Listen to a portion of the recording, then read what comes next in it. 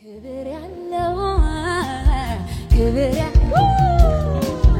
ሞገስ ያለው ሞገስ ያለው ክብር ያለው ክብር ያለው ሞገስ ያለው ሞገስ ያለው ሁሉም ያለው በሽብሸባ የኔ አምላክ ክብር ያለው አምላኬ ሞገስ ያለው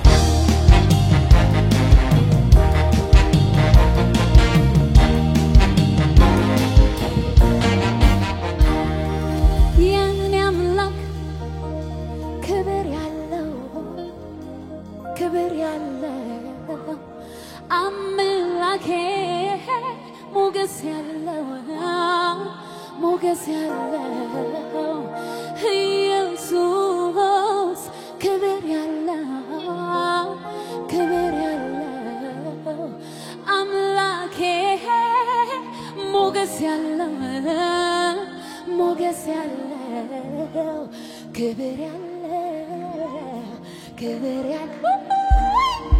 ሞገስ ያለው ሁሉም ያለው ክብር ያለው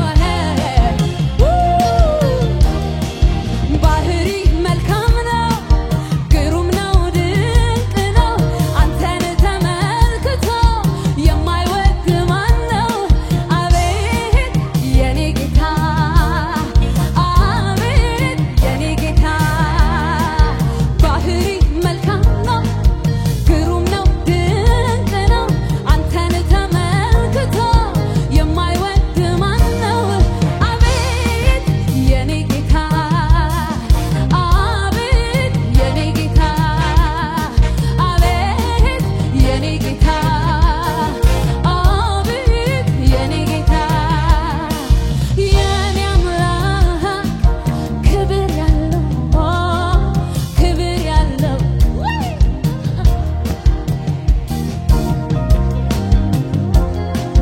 ሞገስ ያለው የኔ አምላክ ክብር ያለው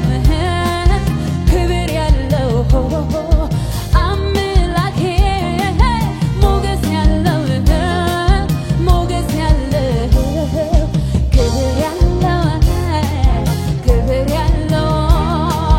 ሞገስ ያለው ሞገስ ሃሌሉያ ሁሉም ያለው እልልታችን አብዙለት እስቲ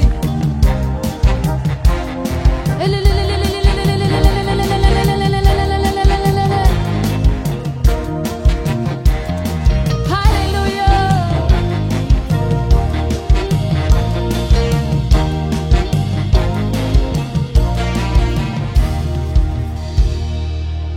ሃሌሉያ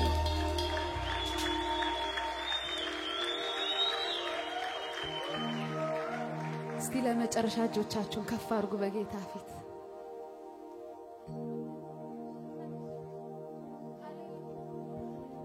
ከፍ አድርጉና እጃችሁን መንፈስ ቅዱስን ቴንኪዩን በለው ይሄ ቤት የመንፈስ ቅዱስ ቤት ነው ሃሌሉያ ቴንኪዩን በለው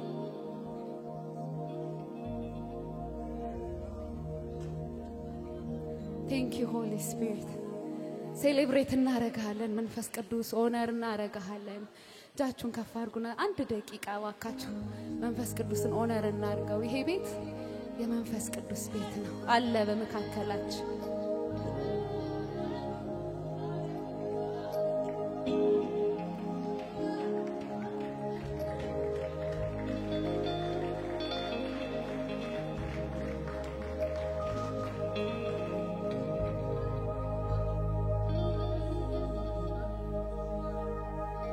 እንደገና ረሃብ እንደገና ጥማት ትላንት ምንም እንዳላየ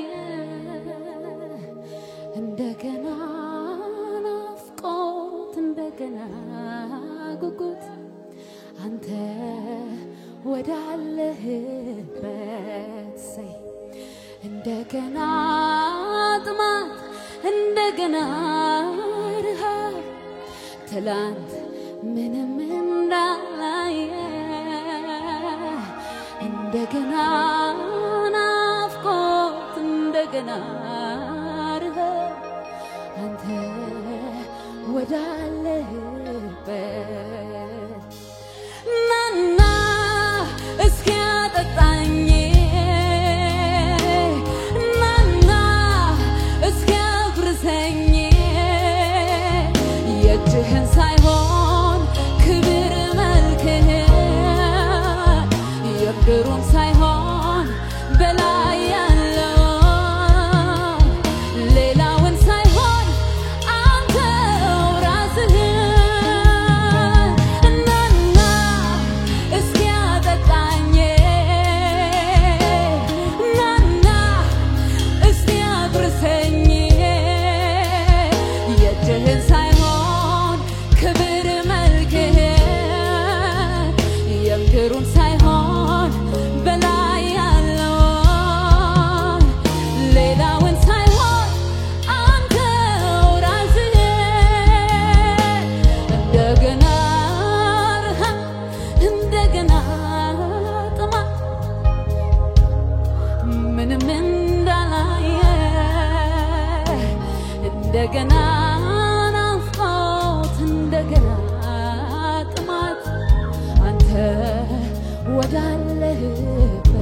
በሉ እንደገና እንደገና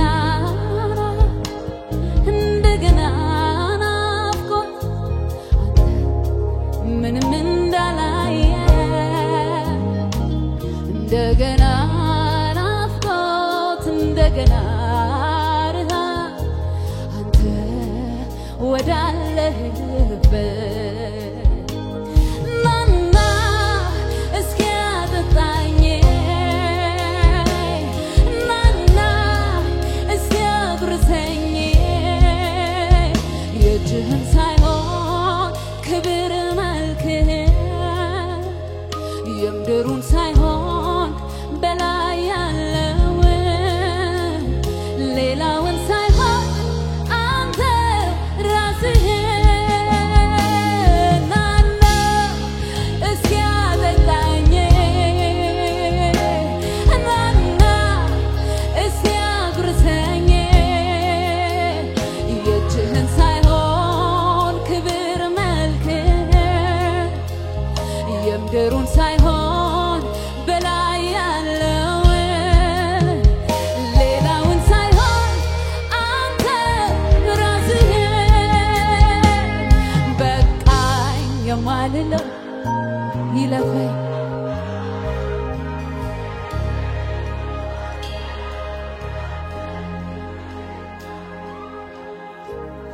ደስታዬ ያለበት ያለፈው ሰላሜ መገኘት ነው መዋያ ማደሪያዬ በቃኝ የማልለው ይለፈኝ የማልለው ሰለቸኝ የማልለው ያንተ ልውና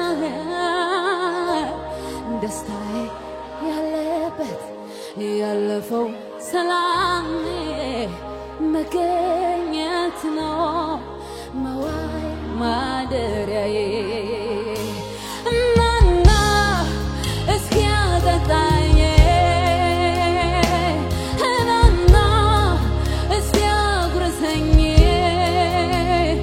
የእጅህን ሳይሆን ክብር መልክህን የምድሩን ሳይሆን በላይ ያለውን ሌላውን ሳይሆን አንተ ራስህን ናና እስኪ አጠጣኝ ናና እስኪ አጉርሰኝ የእጅህን ሳይሆን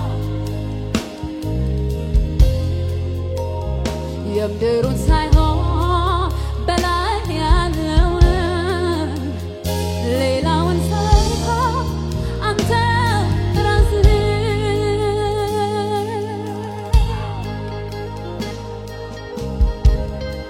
ይፈልጋል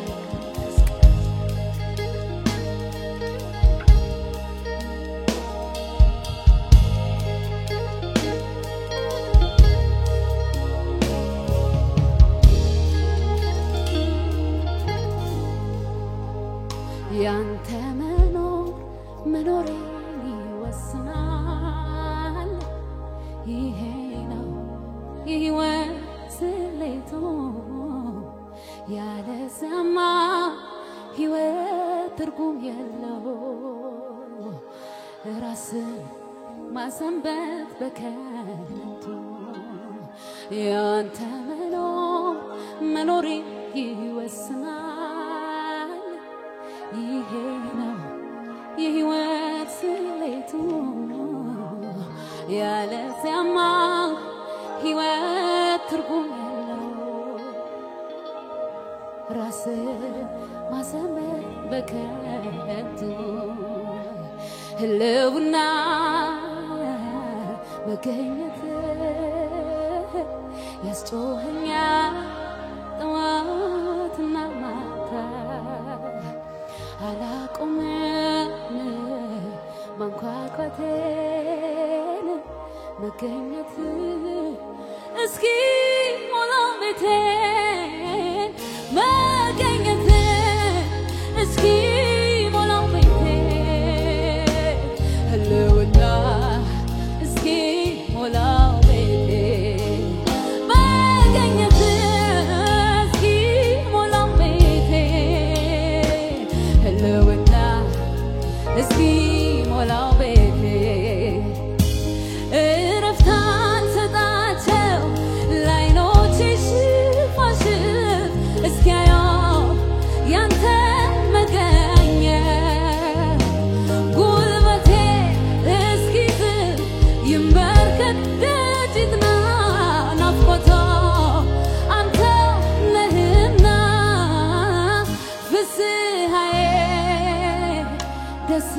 ደስታዬ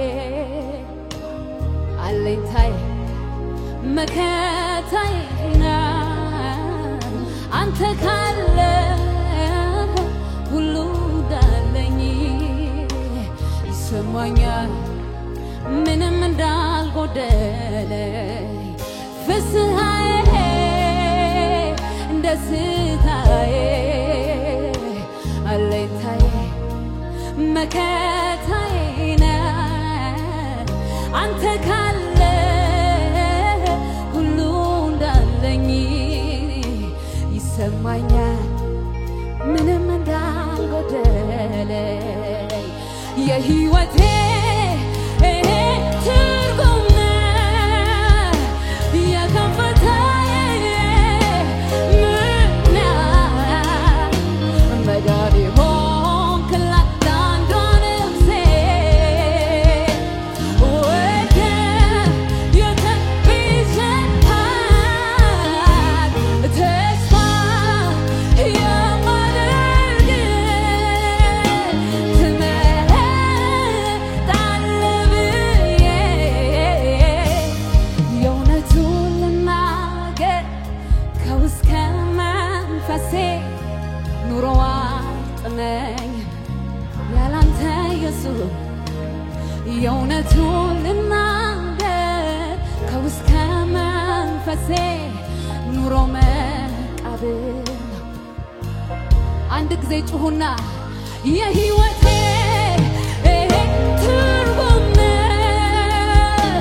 የከፍታዬ ምክንያት መዳኔ ሆንክላት ለአንዷ ነፍሴ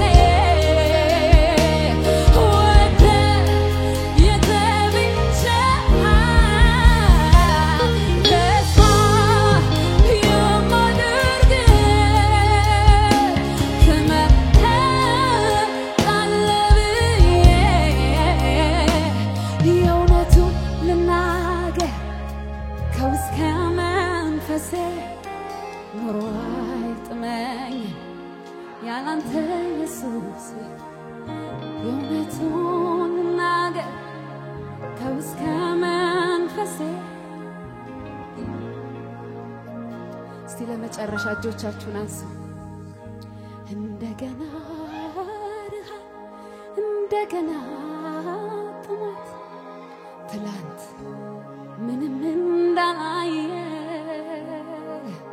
እንደገና ናፍቆት እንደገና ጉጉት አንተ ወዳለህበት ለመጨረሻ ናና እስኪ አጠጣኝ ናና እስኪ አጉርሰኝ የእጅህን ሳይሆን ክብር መልክህን የምድሩን ሳይሆን በላይ ያለው ሌላውን ሳይሆን አንተ ራስህን ናና እስኪ አጠጣኝ ናና እስኪ አጉርሰኝ የእጅህን ሳይሆን ክብር መልክህን የምድሩን ሳይሆን ሌላውን ሳይሆን አንተ ራስህ እግዚአብሔር ሁላችንም ያለ ልክ ይወዳል ግን ስለዚህ በእኛ ላይ ሙሉ ስልጣን ያለው ሉዓላዊ ስልጣን ያለው ማን ነው የሕይወት ድራግ ነው ገንዘብ ሁለት ግብ ነው ያለን አንደኛው የሆነ ጊዜ ስትሰጡ ጉልበት ስትሰጡ ሀብት እንደሚከማችላችሁ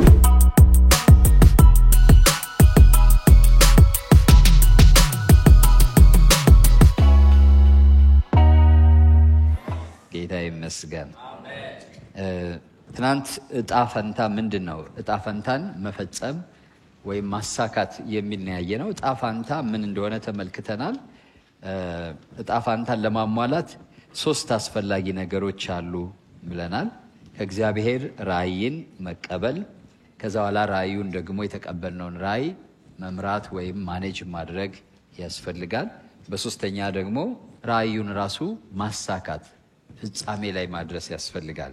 ስለዚህ ትናንት አንደኛውን ነው ከእግዚአብሔር ራእይን ማግኘትና እንዴት ነው ለህይወታችን ከእግዚአብሔር ራእይ የምናገኘው የሚለውን ተካፍለናል። አትረሱትም ብዬ አስባለሁ አይደለም? ከእግዚአብሔር ራእይ እንዴት እንደምናገኝ እጠር አድርገን ተመልክተናል። ራእይ ለማግኘት የሚያስፈልጉ ነገሮች አንደኛ የእግዚአብሔርን ዘላለማዊ ዓላማ መረዳት ወይም the big picture ማለት ነው። እግዚአብሔር ለዓለም ከዛ በኋላ ለሰው ያለውን ትልቁን ስዕል ምስል መረዳት ያስፈልጋል። እኛ ከዛ በኋላ በዛ ትልቅ ምስል ውስጥ ደግሞ ለኛስ እግዚአብሔር የያዘው ፈቃድ ምንድነው የሚለውን ማወቅ ያስፈልጋል። ፕሌስመንታችን ማወቅ በክርስቶስ አካል ውስጥ ያለን ስፍራ ምንድነው? ያን ስፍራችን ካገኘን በቀጥታ ራእይ ከዛ ይመጣል ማለት ነው። ቀላል ይሆናል።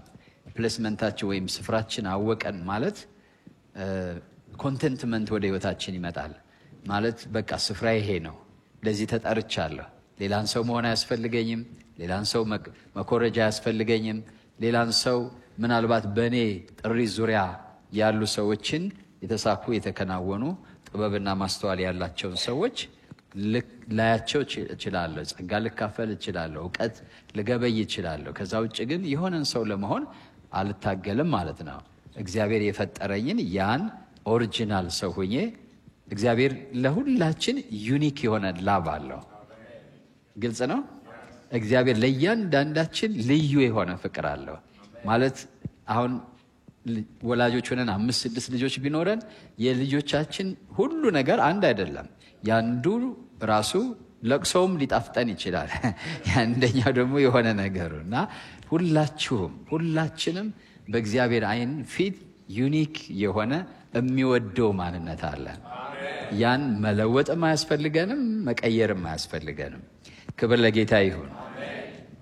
ስለዚህ ባለፈው ጊዜ ስንማር ታስታውሳላችሁ እግዚአብሔር አክብሮ የፈጠረውን ማንነቴን አላንኳስሰውም ብለናል። እስኪ በሉ እግዚአብሔር አክብሮ የፈጠረውን ማንነቴን አላንኳስሰውም በሉ እስኪ። ማንም እንዲያንኳስሰው ደግሞ ፈቃድ አልሰጠውም ማለት ኢግኖር አደርገዋለሁ ማለት ነው። ወይ በውፍረታችሁ ወይ በቅጥነታችሁ ወይ በቁመታችሁ ወይ በማንኛውም ማንነታችሁ ማንም ሰው ምንም የማለት መብት የለውም ከሰሪው በቀር። ሰሪው ደግሞ መልካም ነው ብሏል ጌታ ይመስገን። እወድሻለሁ ብሏል፣ እወድሃለሁ ብሏል። ክብር ለጌታ ይሁን። በእግዚአብሔር የተወደድን ነን። አሜን።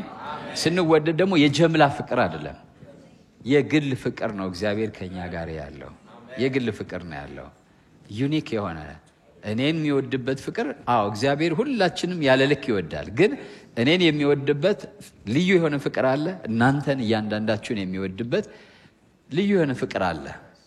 እወዳችኋለሁ ሳይሆን እግዚአብሔር እወድሻለሁ ነው ያለው፣ እወድሃለሁ ነው ያለው። አሜን ነው። አሜን ነው ወይ? ማለት እኛ ልክ አሁን በዚህ ዘመን ሰዎች የኮምፒውተር ቁጥር ሰዎችን ለማድረግ ነው እየሰሩ ያሉ። ሰዎች የሚታወቁት አይዲያቸው ራሱ በኮምፒውተር ቁጥር ነው።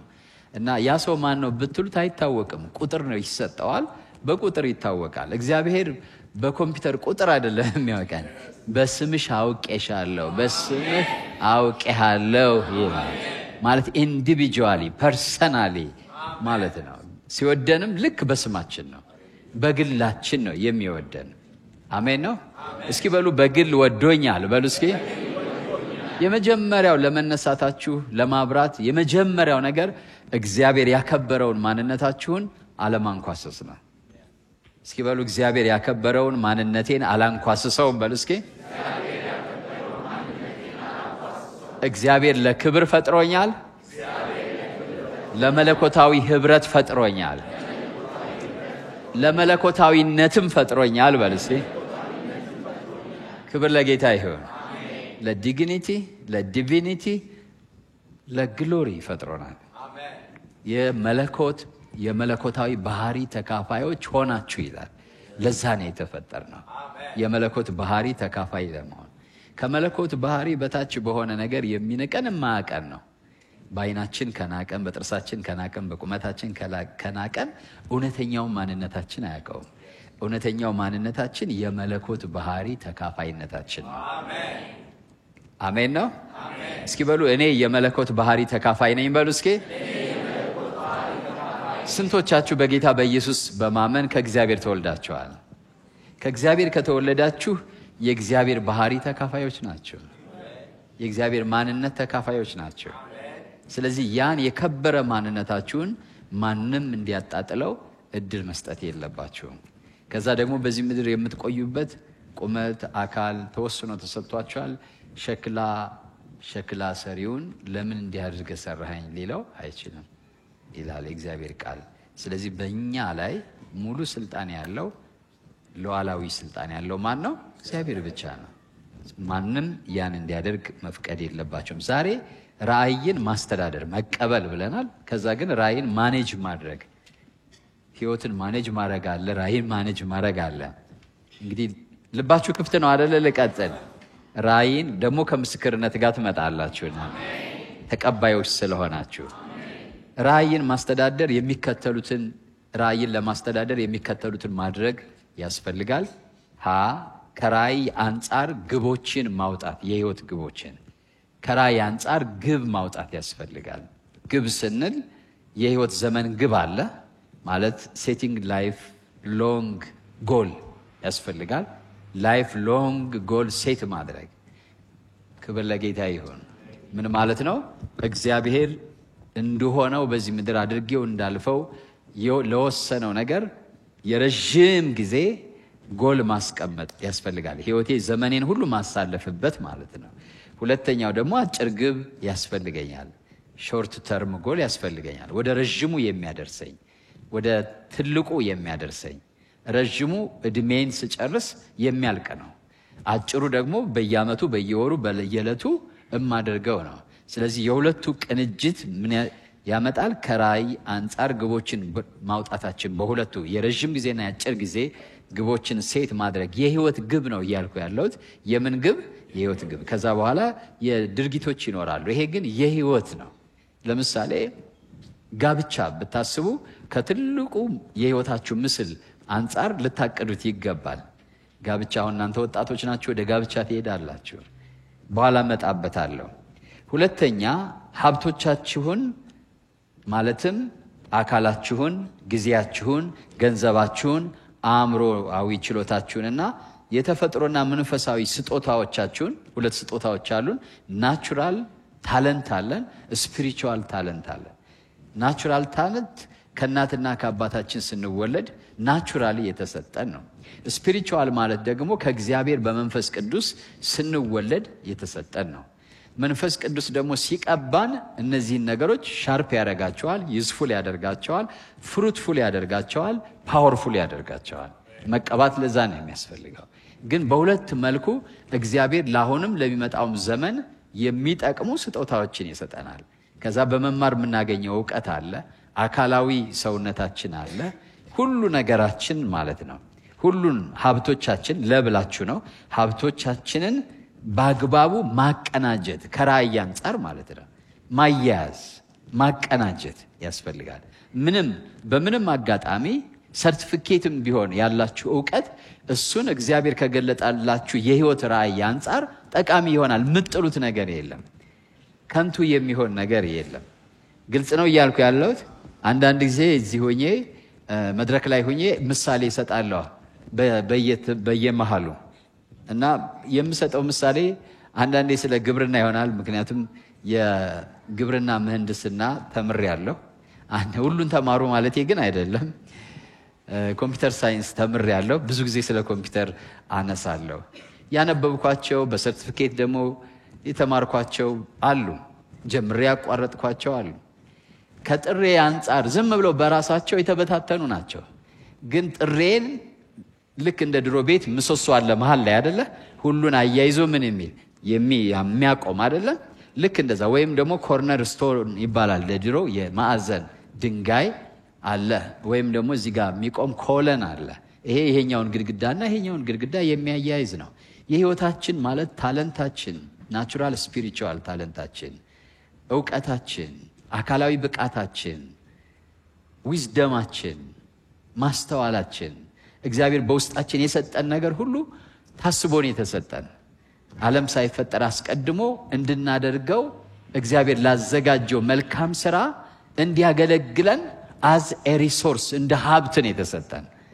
ስለዚህ አንድ ሰው መጀመሪያ የእግዚአብሔርን ዓላማ ካወቀ ከዛ ለሱ ያለውን ዓላማ ካወቀ ከዛ የቤት ሥራውን ካወቀ በኋላ በእጁ ያሉትን ነገሮች ሁሉ ማቀናጀት አለበት። ግልጽ ነው እያልኩ ያለሁት። እንደዚህ ሲሆን ይኸውላችሁ ኢቭን ሰው ራሱ ሪሶርስ ነው። ወዳጆቻችሁ እግዚአብሔር ከሰጣችሁ ራእይ አንጻር ጠቃሚዎች ናቸው። በዙሪያችሁ ያለ ኮኔክሽን ሀብት ነው። ቤተ ክርስቲያን ሀብታችሁ ናት። ፓስተሮቻችሁ ሀብታችሁ ናቸው። መጽሐፍት ቅድም ያለችው አይነት ሳይሆን እግዚአብሔራዊ ማለት ነው መጽሐፍት። ሀብቶቻችንን ማቀናጀት ነው ሁለተኛው። ራእይን ለማስተዳደር ራእይን ለመምራት የመጀመሪያው ከራእይ አንጻር ግቦችን የህይወት ግቦችን ማውጣት፣ ሁለተኛው ሀብቶቻችንን መልክ እንዲኖራቸው፣ ቅርጽ እንዲኖራቸው፣ ዓላማ እንዲኖራቸው ማድረግ ያስፈልጋል። ምንም አይነት የምናስቀምጠው ጊፍትስ መኖር የለበትም። ጊፍቶቻችንን ሁሉ ቋንቋ ችሎታ ካላችሁ በጣም መታደል ነው። መዘመር አቅም ካላችሁ በጣም መታደል ነው። ሰባኪም ሆናችሁ ብትጠሩ የመዘመር ችሎታ ካላችሁ ግን አስገራሚ ነው። ግን እነዚህ ሁሉ ታለንቶች የህይወትን ዓላማ ካላወቃችሁ ይቦጫጭቃችኋል። እዚህ ስታሳስቁ ሲቀበሏችሁ ኮሜዲያን ሆናችሁ ልትሄዱ ትችላላችሁ።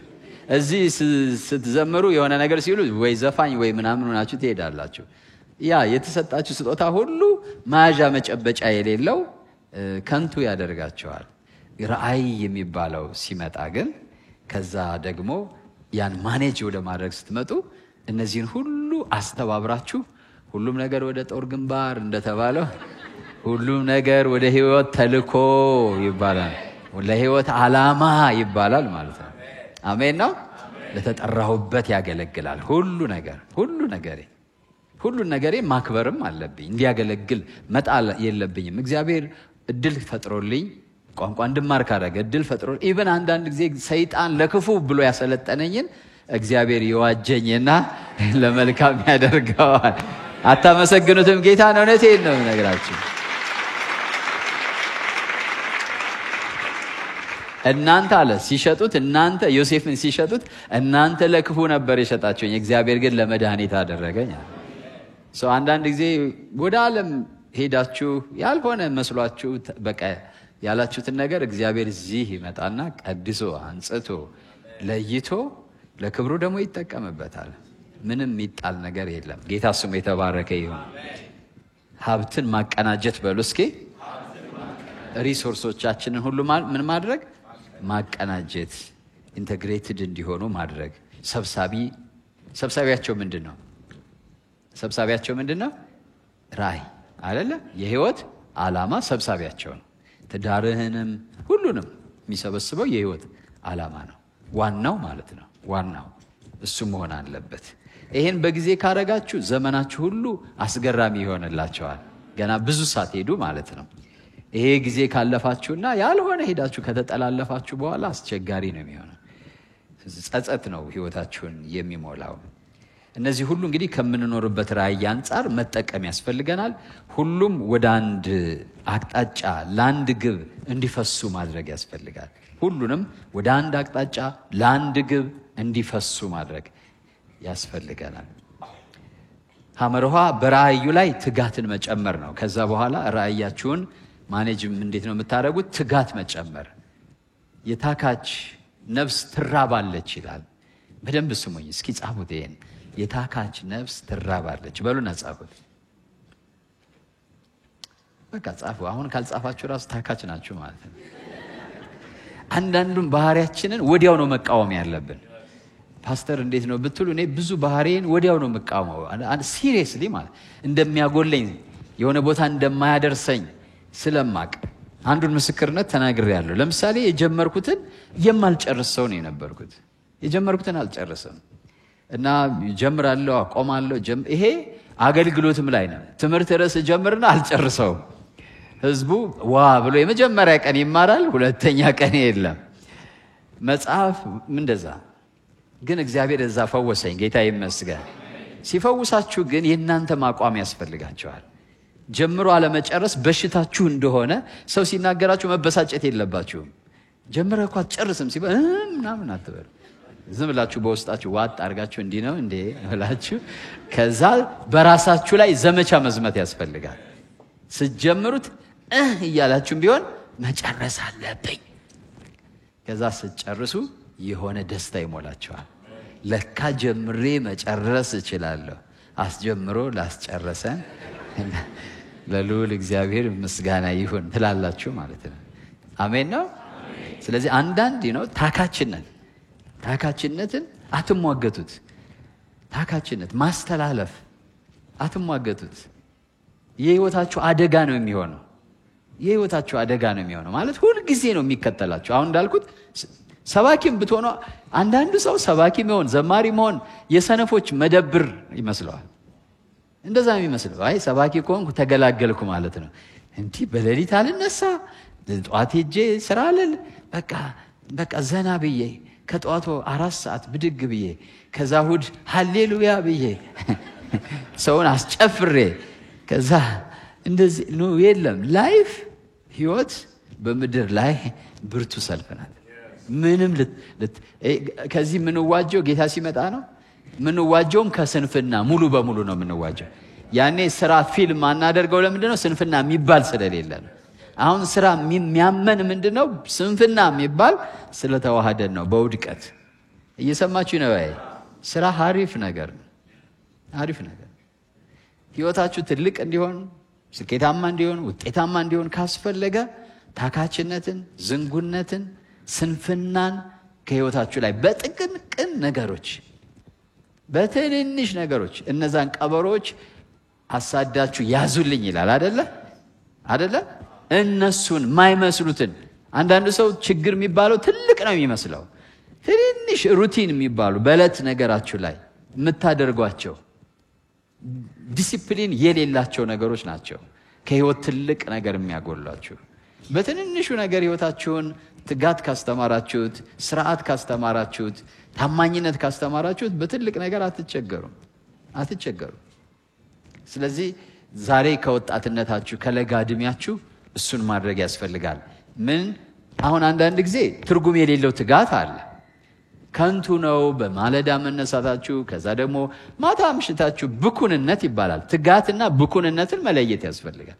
ዓላማ የሌለው መጨበጫ የሌለው እንዳልኩት ያልተቀናጀ አካል፣ ገንዘብ፣ ዕውቀት፣ ጥበብ፣ ማስተዋል፣ ትዳር፣ ግንኙነት ሁሉ ለአንድ ዓላማ ያልተሰለፈበት እና በአግባቡ ያልተቀናጀ ቢዚነት እሱ ምንድነው? ብኩንነት ነው። ቢዚ ነኝ አይባልም። ይሄ ማልወደው ቃል ነው። ቢዚ ነኝ አይባልም። ብኩን ነኝ ለሁሉም ሰው 24 ሰዓት ነው እግዚአብሔር የሰጠው። ግን እናንተ ብኩን አይደላችሁም። አላግባብ ያልሆነ ጊዜያችሁን የምታቃጥሉ አይደላችሁም። ስለዚህ ሁሉን ነገር አቀናጅተን ዝም ብሎ ፓኒክ ሆኖ ህይወትን መምራት አያስፈልግም። እያሉ እየሰጉ እየደነገጡ እየፈሩ የሚኖሩ ሰዎች በጊዜ የቤት ስራቸውን ያልሰሩ ናቸው። ሁልጊዜ በጊዜ እስኪ ጎናችሁ ካለው ሰው ጋር በጊዜ የቤት ስራችንን እንስራ ተባባሉ። በይደር አንተው ተባባሉ እርስ በርሳችሁ። ሰው በጊዜ የቤት ስራውን ከሰራ አይርበተበትም በህይወት ማለት ነው። በህይወት የሚርበተበተው በጊዜ ምኑን ያልሰራ ነው? ተማሪ ሳለ ትምህርቱን፣ መጽሐፍ ቅዱስ ሲያጠና ጥናቱን፣ መዘጋጀት ባለበት ሰዓት ዝግጅቱን በአግባብ ያላደረገ ሰው፣ በጊዜ ነገሮችን በአግባብ ያላደረገ ሰው ነገሩ ሲመጣበት ይርበተበታል። ስለዚህ ብኩን ይሆናል። ያን ይይዛል፣ ያን ይጨብጣል። አቅል የለሽ ይሆናል ማለት ነው። እንደዛ የኛ እድል ፋንታ አይደለም። ኢየሱስ እኛ ሁሌ እሱ አይዘገይም እግዚአብሔር ግን በጊዜው ይደርሳል እንላለን። እኛም ነው መሆን ያለብን የማንዘገይ በጊዜያችን የማንደርስ። አይቸኩልም ጌታ ነው እንጂ ግን በጊዜው ይደርሳል አይደል ምንለው?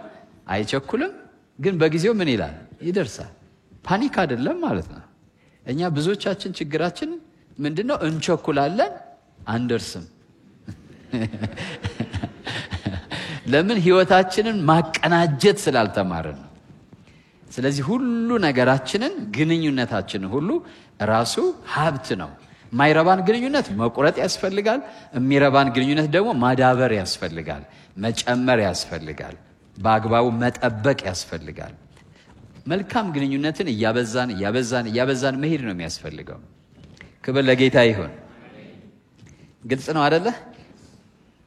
ለአንድ ሰው ለራእዩ መሰጠት ከሁሉ በላይ የሆነ ሀብቱ ነው። መሰጠት፣ ኮሚትመንት፣ ትጋት ስንል እሱ ነው። ለገንዘብ አትሰጡ። እሺ፣ እሱ አደገኛ ማነቃቂያ ነው። ላይክ የገንዘብ ማነቃቂያ ማለት ምን ማለት መሰላችሁ? ላይክ ድራግ፣ የላይፍ ድራግ ነው ገንዘብ። ድራግ ጥሩ ነው ያነቃቃል፣ ግን አይደለ ለጊዜው። የገንዘብ በህይወት በገንዘብ ደሞዝ የሚያነቃቃችሁ የምታገኙት ገንዘብ የሚያነቃቃችሁ እና ስራ እንድትሰሩ የሚያነሳሳችሁ ከሆነ it's a drug of life። የህይወት ድራግ ነው ገንዘብ። ሊያነቃቃችሁ የሚገባው ፓሽኔት ሊያረጋችሁ የሚገባው የህይወት ራእይ ነው። ግልጽ ነው። የምን ራእይ? የህይወት። በህይወት ራእይ ካላችሁ ገንዘብ እንኳን ቢኖራችሁ ለዛ ራእይ ኢንቨስት ታደርጋላችሁ። ገንዘብ ማግኘት አይደለም ከፍላችሁም ቢሆን እንዲሳካ የምትፈልጉት እና ሌላ ሰው ሲያሳካው የምትደሰቱበት። ሌሎች እንደዚህ ከሆነ ራሱ ሰዎች መጥተው ከእናንተ ጋር ሲሰሩ በጣም ነው የምትደሰቱት። ለምን? እናንተ ብቻችሁን ለገንዘብ አይደለም የምትሰሩት፣ ለክብር አይደለም የምትሰሩት። ያ ነገር ሲሳካ ማየት ነው የምትፈልጉት። ግልጽ ነው። ውስጣችሁ ጤነኛ ይሆናል፣ ውጫችሁ ጤነኛ ይሆናል፣ ግንኙነታችሁ ጤነኛ ይሆናል። ሰዎች ከእናንተ ጋር መስራት ደስ ያሰኛቸዋል። ለምን ብትሉ የራእይ ሰዎች ናቸው። ትክክለኛ የራእይ ሰዎች ስትሆኑ ሰዎች ከእናንተ ጋር መስራት ደስ ይላቸዋል። ለምን? ራእይ ሁልጊዜ ሰውን አካታች ነው። እግዚአብሔር ዲዛይን ያደረገው ራእይን አካታች አድርጎ ነው። እኔን ብቻዬን የሆነ ስታር የማድረግ እግዚአብሔር አምላክ ያቀደው ቅድ የለም። በአጠቃላይ ነው ያቀደን። ተስፋውን ይሄን ይሰራል። ፓስተር አረጋ ደግሞ ተስፋውን እችን እዛ ሲያደርስ እሱ ደግሞ እዛ ያደርሳል። ከዛ ዮርዳኖስ እዛ ታደርሳለች፣ እሱ እዛ ያደርሳል፣ ያኛው እዛ ያደርሳል። የተያያዘ ነው። እየገባችሁ ነው? ምን ያለ ነው? ከእግዚአብሔር የሚመጣ ህልምና ራእይ ከሌላ ሰው ጋር የሚያያይዝና የሚያስተሳስር ነው። የሚገነጥል አይደለም፣ የሚያለያይ አይደለም። ምኞቱን የሚከተል መለየትን ይወዳል ይላል። የኛ የራሳችን ምኞት ራእይ ያልሆነ ቅዠት ሲሆን ግን ቀጥሎ ምንድነው የሚመጣው? መለየት የሚባል ይመጣል። ምኞቱን የሚከተል መለየትን ይወዳል፣ መገንጠልን ይወዳል ይላል። ራእይ አይናችሁን ይከፍተዋል። ከማን ጋር እንዴት መቆም እንዳላችሁ ሰዎች አስፈላጊ ይሆኑላችኋል ማለት ነው። ይሄን የሚሰማ ጆሮአችሁ የተባረከ ነው። በጊዜ ማለት ነው። እውነቴን ነው ነገራችሁ። በጊዜ እኛ እኮ ስንቱ ጋር ስንቀጠል ስንበጠስ እኮ ነው የኖርነው። እናንተ በጊዜ ተስተካከሉ። ክብር ለጌታ ይሁን። ደግሞ ታምኑኛላችሁ ብዬ አምናለሁ። አልዋሻችሁም። የሚያዋጣችሁን ነው የምነግራችሁ፣ የሚያተርፋችሁን ነው የምነግራችሁ። ክብር ለጌታ ይሁን። ስለዚህ ለአንድ ሰው ለራእዩ ከመሰጠት በላይ የሆነ ነገር የለውም። ምኞታችን ሲሳካ በእውነት ማየት የምንችለው በትጋት በጥረትና በማያወላውል ቁርጠኝነት ነው። በቃ ይሄን ድል ጣፋጭ ነው። እስኪ በሉ ሁላችሁም ድል ጣፋጭ ነው በሉ እስኪ። ሃርቨስትም እንደዚሁ ጣፋጭ ነው። እንደ ገበሬ ዘርታችሁ አጭዳችሁ መብላት ይጣፍጣል። ተዋግታችሁ ድል ማድረግ ይጣፍጣል። ስንፍና በሽታ ነው። ህይወትን እግዚአብሔር ሲሰራት እንደዛ አድርጎ ነው የሰራት። ዘርታችሁ ስታጭዱ እንድትደሰቱ፣ ተዋግታችሁ ድል ስትነሱ እንድትደሰቱ፣ ሰርታችሁ ውጤት ሲመጣ እንድትረኩ ተደርጋችሁ ነው የተፈጠራችሁት። የህይወት እውነተኛ እርካታ ይላችሁ። ጧት ተኝቶ የሚያረፍድ ሁሉ ሄዴክ ያማዋል፣ ጨጓራ ያማዋል፣ እድሜው ገፋ ካለ ደም ግፊትም ይዘዋል።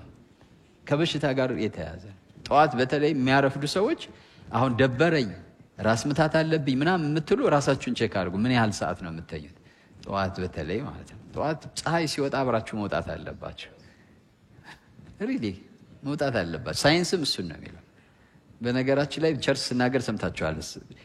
ሰውነታችን ሰዓት አለው ማለት ሌሊት ምግብ ፍጭ ብትሉት አይፈጭም። የሚፈጭበት አይደለም፣ የሚተኛበት ሰዓት ነው።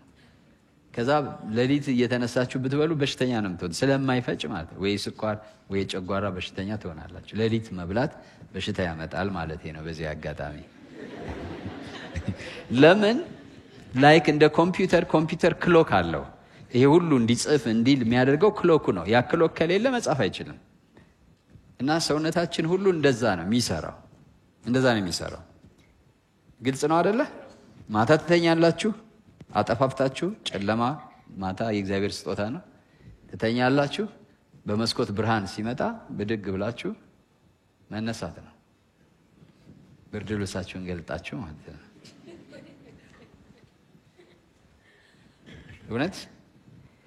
እውነቴን ነው። ራሳችንን እንደዛ እና የሆነ እንደው በዚሁ አጋጣሚ ራሳችንን እግዚአብሔር ጥሩ ሰዓት ስለሰጠን እንትን መንቃት በምንድን ነው? አላርሜ እኔ ሰርቶ አያውቅም። በአላርም መንቃትን መተው አለባችሁ። አሁን ዘመናዊነት መስሎት ሰው ሁሉ በአላርም ነው ማለት ምን ማለት ነው? አንቲ ክሎክ ዋይዝ እንደሚባለው ማለት ነው።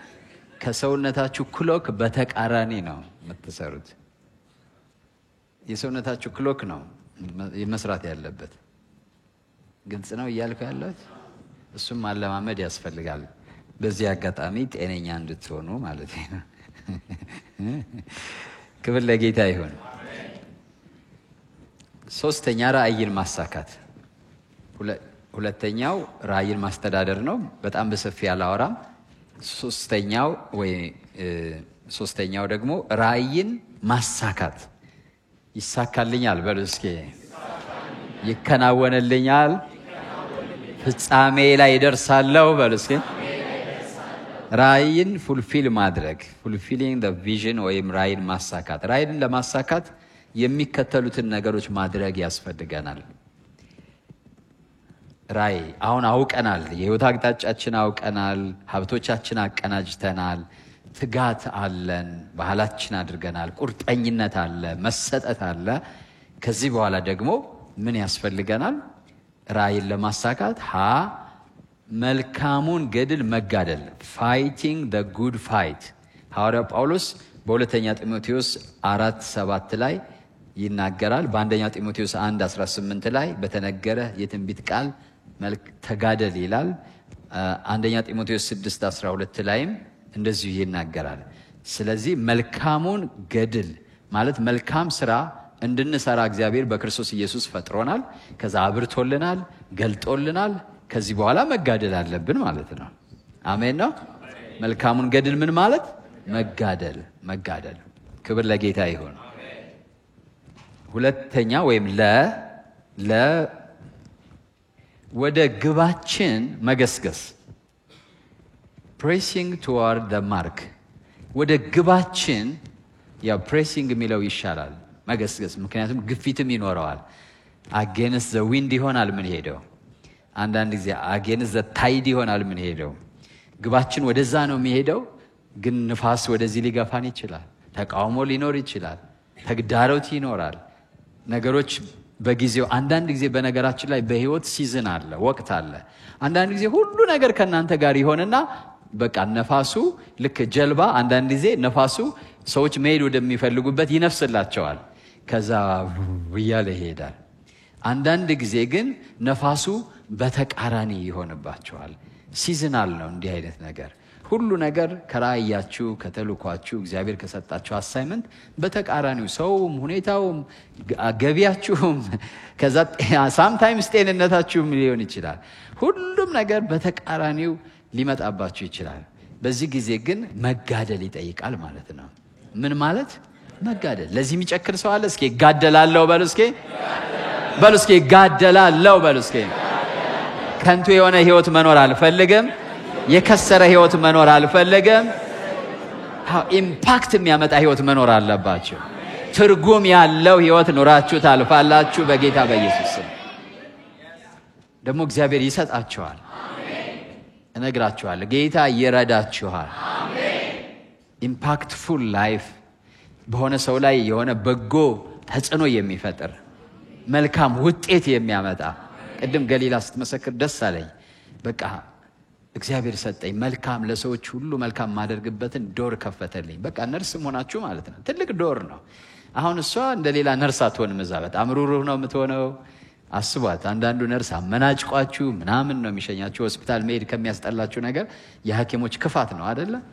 ግን እንደዚህ ደግሞ እግዚአብሔር እንደጠራቸው አውቀው ተልኳቸው ራእያቸው እንደሆነ ገብቷቸው በመንፈስ ቅዱስ ኢምፓወርድ ሆነው የሚሄዱ የእግዚአብሔር ሴትና ወንድ ልጆች ጌታ ስሙ የተባረከ ይሁን። እነዚህ በሰው ህይወት ኢምፓክት ያመጣሉ። መኖራቸው ትርጉም አለው። ጀስት በልቶ ማደርና ወልዶ መሞት ሳይሆን እንስሳም በልቶ አድሮ ወልዶ ይሞታል። ዘር መተካት የእንስሳም ባህሪ ነው። ለሰው የተለየ ነገር አይደለም። እኛ ዘር ለመተካት አይደለም እዚህ ምድር ላይ የምንኖረው። የጠራን መልካም ስራ የሚባል አሜን ነው በክርስቶስ ኢየሱስ አሜን። ያን አድርጋችሁ ታልፋላችሁ በጌታ በኢየሱስ። ስለዚህ ለዛ ደግሞ ምን ይጠይቃል ማለት ነው? መጋደል። እግዚአብሔር የተናገራችሁን የተስፋ ቃል ትይዛላችሁ። በተነገረላችሁ የትንቢት ቃል እግዚአብሔር በገለጠላችሁ በቃ እርሱ ጳውሎስ አንድ ጊዜ ስለሌለ ነው ሁሉም ባሳያችሁ ጊዜ ኖሮ ደስ ይለኝ ነበር። ጳውሎስ ታስሮ ወደ ሮም እየሄደ እሱ ግን እንደ ኦፖርቹኒቲ ነበር የሚቆጥረው በንጉሱ ፊት ሊቀርብ ማለት ነው። እና ምን ይላል? በነገስታት ፊት ምስክር ትሆነኛል ያለ ወጭ ታስሬ እየሄድኩ ነው ማለት ነው። በሰው ጀልባ እንደዚህ እኮ ማለት ነው።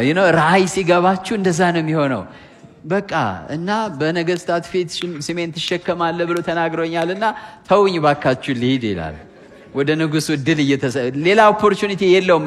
ሌላ የተከፈተ በር አልነበረውም።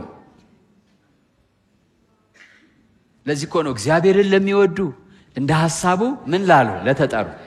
እንደ ሐሳቡ ማለት የሐሳቡ ለኛ ራእይ ይሆናል። መጀመሪያ እግዚአብሔር አስቦታል። ከዛ ለኛ ኮሙኒኬት ሲያደርገው የኛ ምን ይሆናል? ራእይ ይሆናል። ለኛ ያሰበው ነገር እኛ ጋር ሲመጣ ራእይ ነው የሚሆነው። እንደ ሐሳቡ ለተጠሩ ማለት ያ ራእይ ላላቸው ማለት ነው። ነገር ሁሉ ተያይዞ ነው ትርጉሙ እዛ ላይ ያለው። ተያይዞ ለመልካም ምን ይልላቸዋል?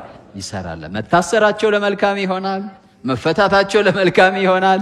አንዳንድ ጊዜ የሌለ መሆኑ ለመልካም ይሆናል። ክብር ለጌታ ይሁን። ዝም ብሎ ግድግዳ ላይ የሚለጠፍ ጥቅስ አይደለም። ቅድመ ሁኔታ አለው። አንደኛ እግዚአብሔርን ለሚወዱ፣ ሁለተኛ እንደ ሐሳቡ ለተጠሩ ነው።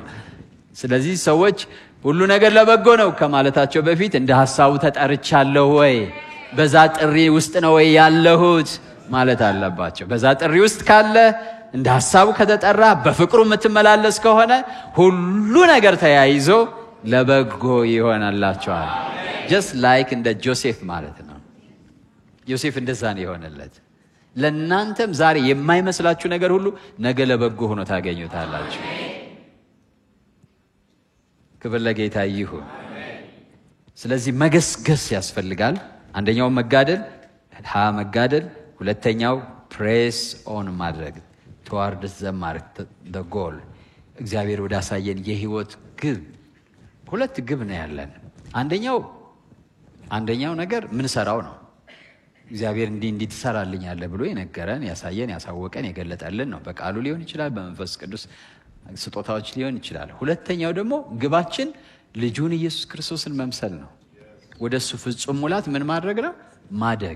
ማደግ። እሱ የህይወት ግባችን ነው። ስለዚህ ራሳችንን ስንገመግም ፕሬስ ኦንቱ the ማርክስ ስንል ወደ ተቀመጠልን ምልክት፣ እዛ ጋር ምልክት አለ፣ ወደዛ ምልክት መገስገስ ማለት ነው። ወይም ደግሞ መሮጫ አለ አይደለ? ገመድ አለ አይደለ?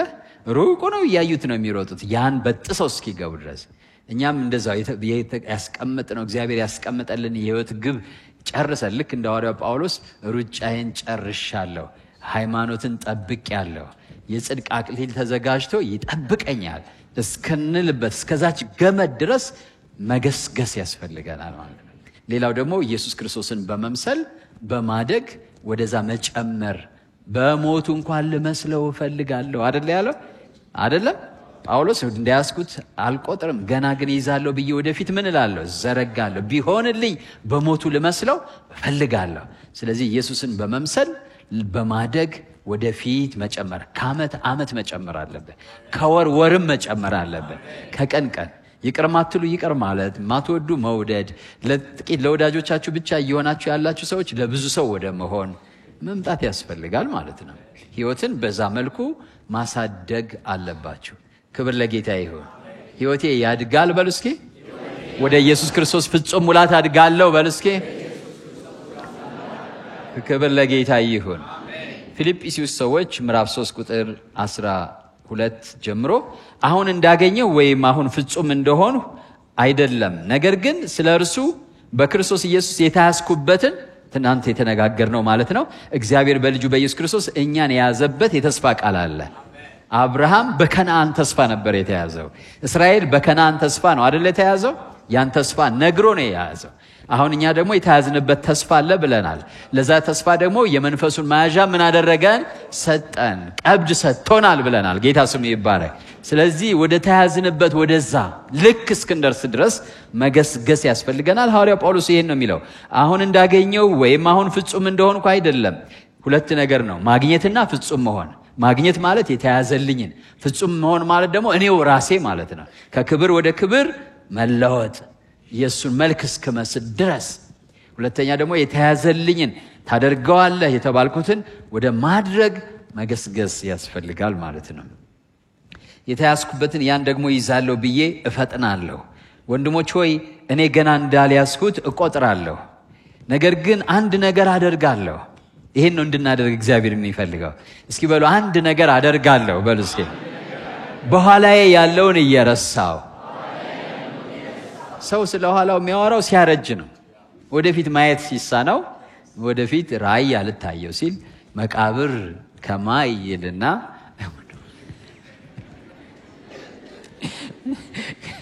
እድሜው ሲያረጅ ወደፊት ልይ ካለ ምኑ ነው የሚታየው? ምንድነው? የሆነ ህይወት እንደዚህ ነው። ህይወት ምንድነው? መጀመሪያ የምትሰሙት ልክ አሁን 12ኛ ክፍል ላይ 12ኛ ክፍል ጓደኛችሁ ወይም ኮሌጅ የተለያየ ኮሌጅ ትበተኑና እንትና ተመረቀ የሆነ የእናንተ ባች ማለት ነው። ከዛ ትንሽ ደግሞ ሰንበት ትትሉና አገባ እና ሚዜ ሁነኝ ሚዜ ጋብቻ እንዳለ የእናንተ ባች የዛ የእናንተ ማለት ነው። ትንሽ ሲቆይስ እንትና እኮ አርፎ እሑድ ምንሽ ቀረሽ እንትና እኮ ጓደኛዬ የሚገርም ሞቶ ምን እየነገራችሁ ነው? ተራህን እየጠበቅክ ነው። የሚታይ ምንድነው? መቃብር ነው የሚሆነው። ስለዚህ ስትገናኝ ምንድነው የምታረው? ትዝ ይልሻል ነው የሚሆነው። ያ ጊዜ ሳይመጣ አሁን ወደፊት መገስገስ ያስፈልገናል። አላረጀንም። ጌታ ስሙ የተባረከ ይሁን። አሜን ነው። አሜን ነው ወይ? ክብር ለጌታ ይሁን። ስለዚህ ጳውሎስ የኋላዬን ምን እያልኩ አለ? እየረሳው። የኋላን መርሳት ያስፈልጋል። በጎም ከሆነ ጌታን አመስግነን ወደፊት መገስገስ። ከፊቱ ጋር የሚያበረታኝ ማለት አቤኔዘር ከሆነ እለዋለሁ። ትናንት የረዳኝ እግዚአብሔር ዛሬም ይረዳኛል ለማለት ከሆነ አቤኔዘር ማለት ያስፈልጋል። እስከ ዛሬ ድረስ እግዚአብሔር ረድቶናል፣ አሁንም ደግሞ እግዚአብሔር ምን ይለናል? ይረዳናል ለማለት ትናንት ባህሩን እንደከፈለ እንዳሻገረኝ ማሰብ ያስፈልገኛል፣ ለአሁኑ ማለት ነው። ከዛ ውጭ ግን ገና በወጣትነቴ ማርጀት የለብኝም። ክብር ለጌታ ይሁን። ወደፊት እያየን ወደፊት መዘርጋት አለብን። ሰው ወደፊት ካላየ በጣም አደጋ ነው ህይወቱ። ሁልጊዜ ተስፋ የሚሰጣችሁ የሚጎትታችሁ ወደፊት መኖር፣ ጤንነት የሚሰጣችሁ፣ ትጋት የሚሰጣችሁ፣ ብዙ ነገር ተስፋ የሚሰጥ ደስታ ለሰው ራሱ እንድትሆኑ የሚያደርጋችሁ ቪዥን ነው። ቪዥን ምን ያደርጋችኋል? የህይወታችሁን ቫይታሊቲ ይጠብቅላችኋል። የሆነ ህይወታችሁ ምንድነው? just like ጠዋት like እንደ ሞርኒንግ ዲው የጠዋት ዲው ያገኘ ተክል ይነቃል አይደለ? የሆነ ያለ ነው ነቃ ነው። እና ራዕይ ያለው ሰው ሁሉ ጊዜ ንቁ ነው። አይፈዝም፣ አይደነዝዝም። አሜን ነው። ራዕይ ከሌላችሁ ግን ስሜታዊ ነው የምትሆኑት። አሁን የሆነ ነገ በኋላ ምናምን የሆነ ነው የምትሆኑት። ሁኔታ ነው የሚመራችሁ። ራዕይ ሲመራችሁ ግን ሁሉ ጊዜ የነቃ ህይወት፣ ተስፋ የሞላበት ህይወት፣ ችግርም ሲመጣ ደግሞ የሚታገል ትሆናላችሁ ማለት። በክርስቶስ ኢየሱስ ከፍ ያለውን የእግዚአብሔርን መጥራት ዋጋ እንዳገኝ ምልክትን እፈጥናለሁ። ይሄ ምልክትን እፈጥናለሁ የድሮ አማርኛ ነው። ወደዛ ግብ እሮጣለሁ ነው የሚለው። ይህን ሁሉ ግን ገና አላገኘሁም አዲሱ መደበኛ ትርጉም ወይም በዚህ ሁሉ ፍጹም ሆኛለሁ ለማለት አልችልም። ይሁን እንጂ ኢየሱስ ክርስቶስ እኔን የእርሱ አድርጎ ያዘጋጀልኝን ሽልማት ለማግኘት ወደፊት በመሮጥ እተጋለሁ። ወንድሞች ሆይ ገና ወደዚያ እንደደረስኩ አልቆጥርም። ነገር ግን አንድ ነገር አደርጋለሁ፣ ይኸውም በስተኋላዬ የነበረውን እየረሳሁ በፊቴ ያለውን ለመያዝ እተጋለሁ። ሽልማቴንም ለማግኘት በፊቴ ወዳለው ግብ እሮጣለሁ። በፊቴ ወዳለው ግብ ምን እላለሁ? እሮጣለሁ። ግብ አለ ማለት ነው። እስኪ በሉ ግብ በፊቴ ያስፈልገኛል በሉ እስኪ። ህይወትን እንዲሁ መኖር የለብንም። ከፊታችን የሚቀመጥ ግብ መኖር አለበት። ክብር ለጌታ ይሁን። አይ ቲንክ ይሄ የመጨረሻው ነው። በዚህኛው ማለቴ ነው። ሐመር ውሃ ማለ ይቅርታ ማለ መጨረሻ ላይ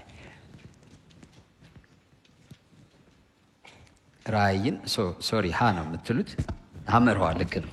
ለብያቸዋለሁ አይደል? ሐመር ውሃ ከራእዩ አንጻር አዲስ ያናኗር ዘይቤ መገንባት። እኔ መቼም አክቹዋሊ አንዳንዶቻችሁ ልጆቼ መሆን የምትችሉ ናችሁ ብዬ አስባለሁ።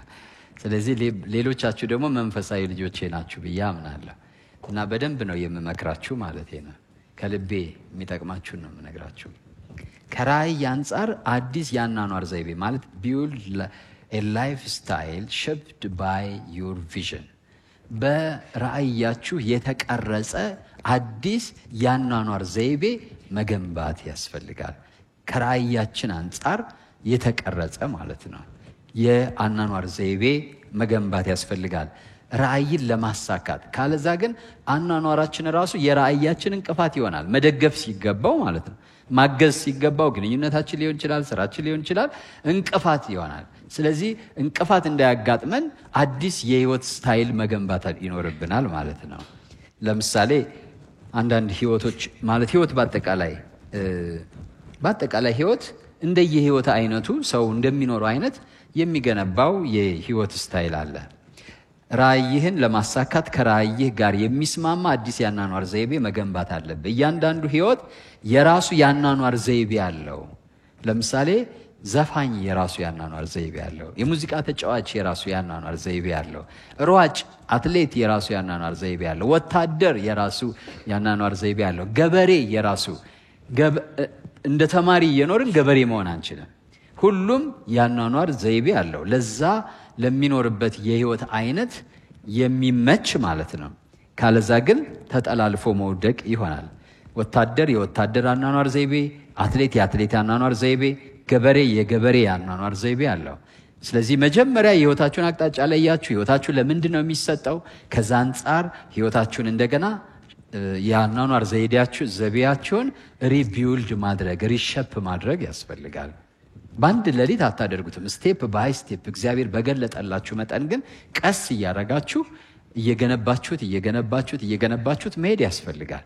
ከዛ እንቅፋት ከመሆን ፋንታ ምን እየሆነ ይመጣል? አጋዥ እየሆነ ይመጣል። በዙሪያችሁ በህይወታችሁ ዙሪያ ያለው ነገር ሁሉ አጋዥ ይሆናል። ገና ትምህርት የምትማሩ ራሱ ይረዳችኋል። ከራእያችሁ ከተልኳችሁ አንጻር መማር ሰው ብዙ ሊላችሁ ይችላል። ሰው የራሱ ሚዛን አለው። ግን እግዚአብሔር የተናገራችሁ እርግጠኛ የሆናችሁበት እግዚአብሔር የገለጠላችሁ የህይወት ጎል ካለ ከዛ ጎል አንጻር ትምህርታችሁን ታረጋላችሁ። ያላገባችሁ ልታገቡ ስትሉ ከዛ አንጻር ታስባላችሁ። እግዚአብሔር ጥበብ እንዲሰጣችሁ። በራሳችሁ ጥበብ በራሳችሁ ማስተዋል ደግሞ አይሆንም። ምናምን እሱ አይሰራም። በራስ ማስተዋል አትደገፍ ይላል የእግዚአብሔር ቃል። አንዳንድ ጊዜ የኛ ጥበብ የኛ ማስተዋል እኔ ዘማሪ ነኝ መሳሪያ ተጫዋች ያስፈልገኛል አይሰራም። እንደሱ አይደለም። ጋድ ኖውስ ለራእያችሁና ለህይወታችሁ ፊት የሚያደርገውን ለስራችሁ ፊት የሚያደርገውን አይደለም። አንዳንድ የእግዚአብሔር የሚፈልገው ለህይወታችሁ ፊት የሚያደርገውን ሊሆን ይችላል። ጥሪ ሲባል ብዙ ነው። ስለዚህ ከእግዚአብሔር ጥበብና ማስተዋልን መቀበል በጣም ያስፈልጋል እንጂ እኔ እንደዚህ ስለምፈልግ እንዲህ እያልን በስጋ መፈለግ አይደለም። እግዚአብሔር ጥበብ ይሰጣቸዋል። ዋናው ጌታን ማክበር፣ ራእያችሁ ማዕከላዊ ማድረግ ነው የሚያስፈልገው። ሁለተኛ ጢሞቴዎስ ምዕራፍ 2 ላይ ከ3 እስከ 7 ብናነብ አሁን እያወራችሁ ያለውን ነገር በደንብ ይነግረናል። ምን ይላል? እንደ ኢየሱስ ክርስቶስ በጎ ወታደር ሆነህ አብረኸኝ መከራ ተቀበል ይላል ጳውሎስ ለጢሞቴዎስ ነው። የሚዘምተው ሁሉ ለጦር ያስከተተውን ደስ ያሰኝ ዘንድ የሚዘምት ወታደር ማለት ነው። ትዳር በሚገኝበት ንግድ ራሱን አያጠላልፍም። ትዳር በዚህ በድሮ ቋንቋ ትርፍ ማለት ነው፣ ገንዘብ ሀብት ማለት ነው። ስለዚህ አሁን የአሁን ዘመን ጀነራሎች ሀብታሞች ናቸው ይባላሉ፣ ይነግዳሉ ምናምን እየተባሉ ይታማሉ። ይሆናል ብዬ አስባለሁ። በድሮ ዘመን ግን እንደዚህ አይፈቀድም። እንዲያውም ቤተ መንግስት ውስጥ ጠባቂ ከሆናችሁ ትሰለባላችሁ። ለምን? የሚያስጠብቃችሁን ሰው ታስደስቱ ዘንድ ማለት ነው። ለዛ አገልግሎት የምትሆኑት ምን በመሆን ነው? ወንዶች ሆናችሁ ጠባቂ፣ የቤተ መንግስት ጠባቂ ከሆናችሁ ሚስቶቻቸው እንዳያባልጉባቸው 5-6 ሚስት ይኖራቸዋል። እንዳያባልጉባቸው ይሰልቧቸዋል። ለዛ አገልግሎት የሚመጥን ላይፍ ስታይል፣ የተሰለበ ላይፍ ስታይል ነው። ወታደር ተደርጋችሁ ስትዘምቱ ደግሞ ውትድርና የማይፈቅድላችሁ ነገር አለ። ነጋዴም ሆናችሁ ወታደርም መሆን አይቻልም። ትክክለኛ ማለት አዝማቹን ማስደሰት የሚፈልግ ወታደር ትዳር በሚገኝበት ነገር ራሱን ምን አያደርግም? አያጠላልፍም። ለውትድርና የሚመቸውን የሰውነት አቋም ይይዛል። ጸጉሩን ይላጫል። ሰውነቱን፣ አለባበሱን፣ ሁሉን ነገር እንደዛ፣ አመጋገቡን ሁሉ ሳይቀር። በነገራችን ላይ የመጀመሪያው ቡት ካምፕ ላይ የሚደረገው ነገር ክራሽ ያደርጓቸዋል። ማለት ከመጡበት ነገር ለማላቀቅ የመጀመሪያው ትሬኒንግ ክራሽንግ ነው። ማለት ሁሉን ነገር ዜሮ ማድረግ ማለት ነው። ከዛ ያላቋቸውና አዲስ ማንነት ይገነቡባቸዋል። ወታደራዊ ማንነት። ሕክምናም ቢሆን በዛኛው በሆነ ማንነት መርዳት አይቻልም። ለዛ የሚጠቅም ባህሪ መገንባት ይጠይቃል። በጨዋታ የሚታገል ማንም ቢሆን እንደሚገባ አድርጎ ባይታገል የድሉን አክሊል አያገኝም። እንደሚገባ ማለት አኮርዲንግ ቱ ዘለው ማለት ነው። ህጉ፣ የጨዋታው ህግ በሚፈቅደው መንገድ ካልታገለ፣ ስለዚህ ራሱን ከዛ ጋር ማላመድ አለበት ማለት ነው። ስለዚህ ምን እያልኳችሁ ነው? ባጭር ቃል አንድ ለክርስቶስ ህይወት፣ ለክርስትና ህይወት የሚመጥንና የሚበጅ አይነት አኗኗር ዘይቤ ያስፈልገናል። እሱ ደግሞ ከራእይ ጋር አይጣላም። ሁለተኛ ደግሞ እንደገና ወርደነው ደግሞ ለራእያችን የሚመጥን አይነት ህይወት። አንዳንድ ሰው ለክርስትና ህይወቱ የማይመጥን እና የማይመች አካሄድ ነው የሚሄደው። ለክርስትና የማይመች ስራ ይሰራል፣ የማይመች ትምህርት ይማራል፣ የማይመች ባልንጀርነት ይይዛል፣ የማይመች ከተማ ይኖራል። ወይ ተልኮ ካልሄደ በቃ ተልካችሁ ካልሄዳችሁ እግዚአብሔር ጸጋ ሰጥቷችሁ ያን አድኑ ብሏችሁ እንደ መልእክተኛ ካላካችሁ እኔ ሰው መሄድ የለበትም። ወደ ውጭ ሀገር ሲሄዱ የኛ ሀበሾች ስራ ምኑ ነው የሚመራቸው? ልክ እንደ ሎጥ ስራ ነው። ከዛ ላስ ቬጋስ ይሄዳል፣ ላስ ያደርገዋል።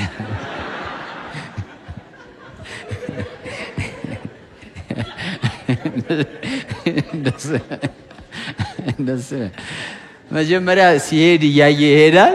አንድ ቀን ይጎበኛል፣ ሁለተኛ ይሞክራል፣ ሶስተኛ እዛው ይቀራል።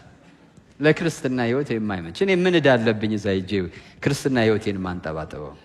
ስለዚህ ለክርስትና ህይወቴ የሚመቸኝን የህይወት ዘይቤ መገንባት አለብኝ። ከዛ ደግሞ ራእይ ደግሞ እግዚአብሔር ሲሰጠኝ ለራእዬ የሚመቸኝን የሚገነባኝን። ከዛ ብዙ ግድ አይኖራችሁም። ማት ሰው እንዲወዳችሁ አትፈልጉም። ከራእያችሁ አንጻር ነው የምትኖሩት። ግልጽ ነው አይደለ? ብዙ አቴንሽን ማትሰጧቸው ብዙ ጉዳዮች አሉ። አንዳንድ ሰው እኮ የሞተ ሲቀብር፣ የወለደ የሚመጣ ሲቀበል፣ የሚሄድ ሲሸኝ እንደማለት ነው። ጠይቁ። ቅዱሳን እርስ በርሳችን መጠያየቅ አለብን። ግን ህይወቱ የሆነ ሰው አይታችኋል? ሰፈር እንትና እኮ ሞተች፣ እንትና ወለደ እኮ እንትና መንገድ ላይ አልሰማህም? እንትና እኮ ወልዶ፣ አይ አልሰማሁም። አትጠይቀውም? እሺ በኋላ ኧረ አሁን ምናምን እና ሁሉ ጊዜ የምታዩት እንዲህ ሲል የምታዩት ይሄ የሚመጣ ሲቀበል የሚሄድ ሲሸኝ ነው።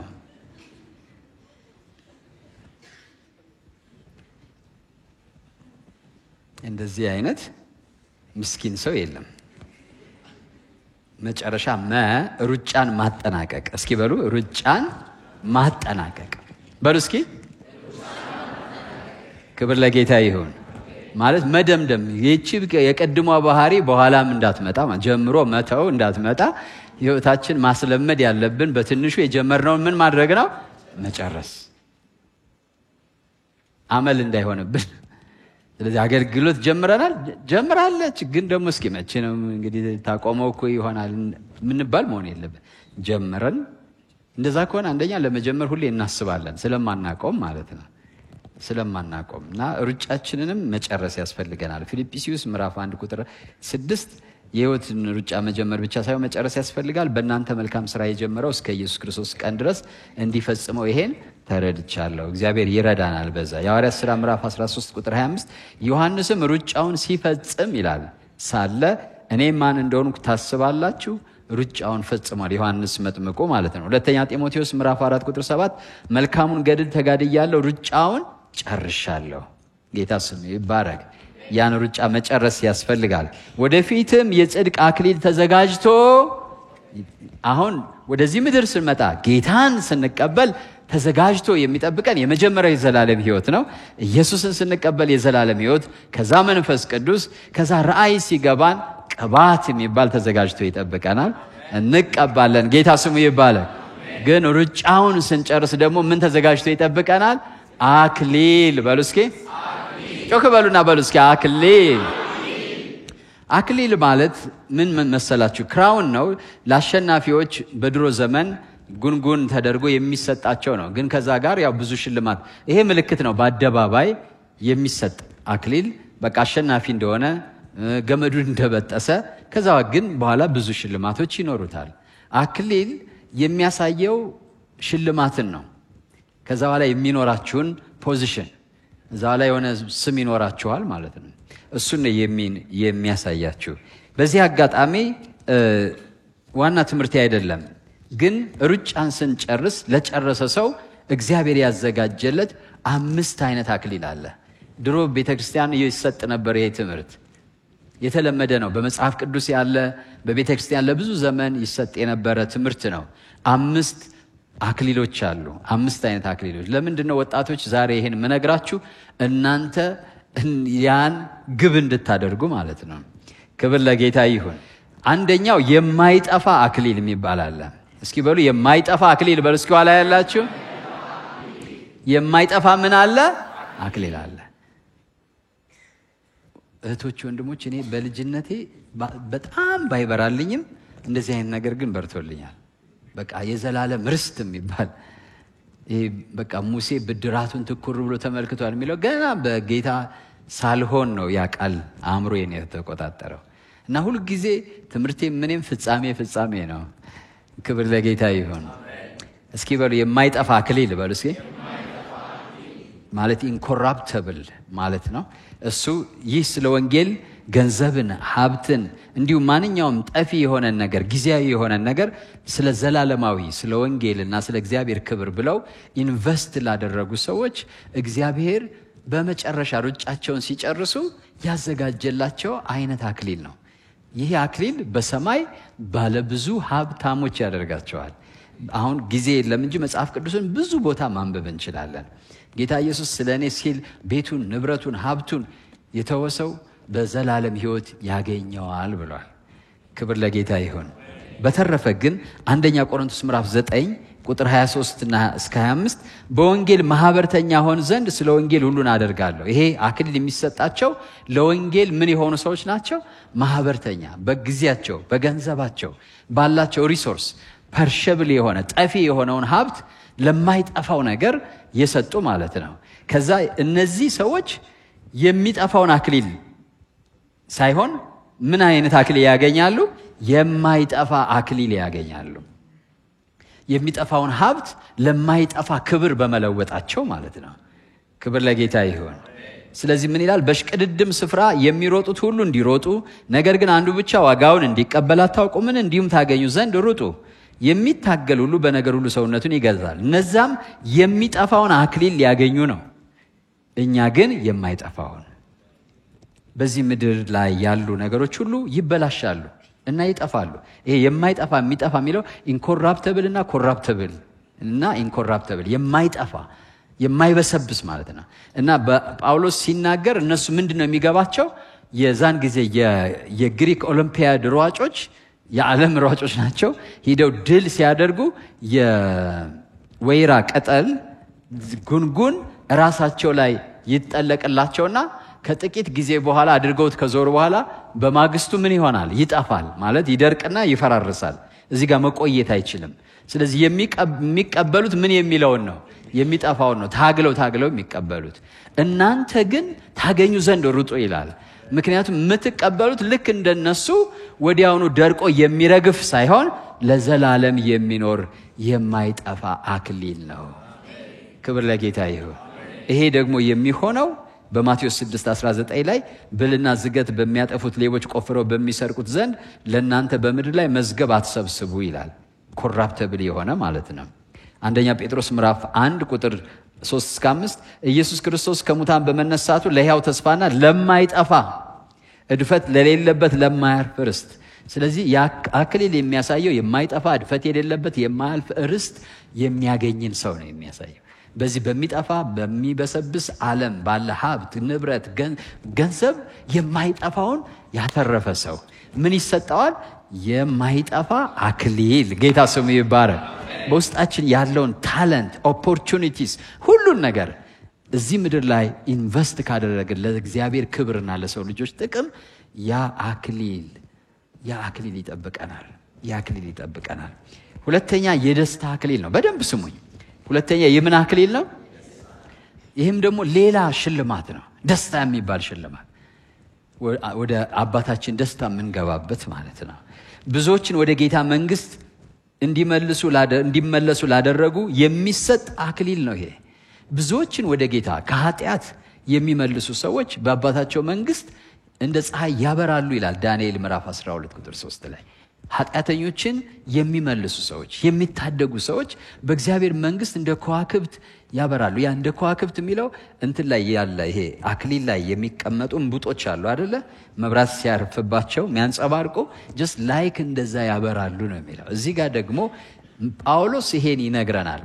ሰዎችን ከኃጢአት ወደ ጽድቅ፣ ከሞት ወደ ህይወት፣ ከሰይጣን ወደ እግዚአብሔር እንዲመለሱ ስናደርግ እግዚአብሔር የሚያዘጋጅልን አይነት ህይወት አለ። በዘላለም ህይወት ሽልማት አለን ማለት ነው። ያ ሽልማት የሚወከለው በደስታ አክሊል ነው። አክሊል ወኪል ነው እንጂ አክሊሉ ብቻ አይደለም የሚሰጠን። የዛ ህይወት ባለቤት ነን ማለት ነው።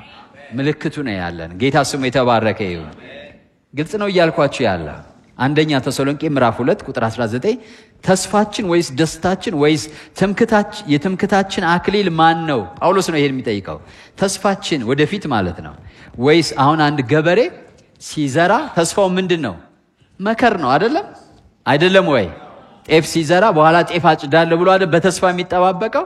ጳውሎስ ደግሞ የኛስ ተስፋ ምንድን ነው ይልና ወይስ የኛ ደስታ? በመከር ጊዜ ዘፈን ይበዛል። በነገራችን ላይ ገበሬዎች አካባቢ ለምን? የዘሩትን ነገር የሰበሰቡበት ጊዜ ስለሆነ።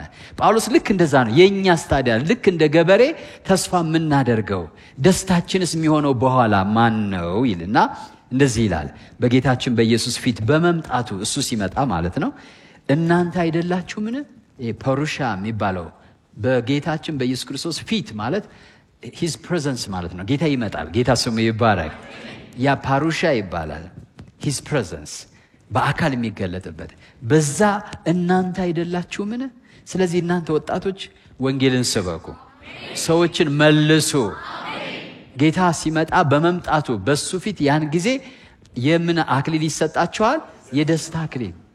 ምክንያቱም ሉቃስ ወንጌል ምዕራፍ 15 ቁጥር 7 ላይ እላቸዋለሁ አንዲት ነፍስ ንስሐ ስትገባ በሰማይ ታላቅ ደስታ ይሆናል። ስለዚህ በነፍሳት መዳን በሰማይ ምን አለ? ደስታ አለ። አንድ ነፍስ ባዳናችሁ ቁጥር ልክ ገንዘብ ስትሰጡ ለመንግስቱ ወንጌል የሆነ ጊዜ ስትሰጡ፣ ጉልበት ስትሰጡ ሀብት እንደሚከማችላችሁ ሰዎችን ወደ ጌታ መንግስት እየመለስን ስንሄድ ደስታ በሰማይ ይከማችልናል። ደስታ እንግሊዘኛውን ብታነቡት ምንድነው የሚለው? for what is our hope ይልና or joy our crown of rejoicing ይላል። crown of rejoicing ወይም crown of joy እናንተ አይደላችሁም ወይ ይላል። ጌታ ስሙ የተባረከ ይሁን። ሶስተኛ የጽድቅ አክሊል ነው። እስኪ በሉት ምን ማለት ነው? ጌታ ኢየሱስ ክርስቶስን ተቀብለን ስለተቀበልነው እምነትና ህይወት እስከ መጨረሻው መጽናት ማለት ነው። ለሞትም ቢሆን ሃይማኖትን ጠብቅ ያለው የጽድቅ አክሊል ተዘጋጅቶ ምን ይለኛል? ሳንክድ ማለት ነው።